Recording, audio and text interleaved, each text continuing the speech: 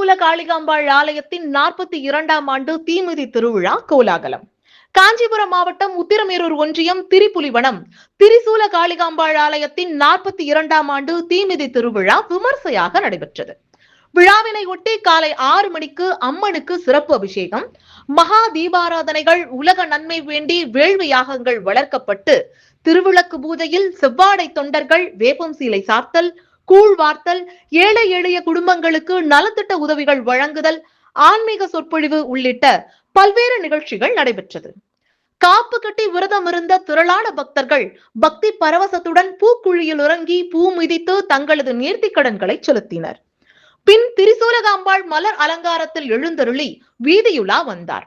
அதனைத் தொடர்ந்து பக்தி நாடகங்கள் நடைபெற்றது. இதில் திரிபுலிவனம் மற்றும் அதனை சுற்றியுள்ள பல்வேறு கிராமங்களைச் சேர்ந்த திரளான பக்தர்கள் அம்மனை வழிபட்டு அருட்பிரசாதங்களை பெற்று சென்றனர்.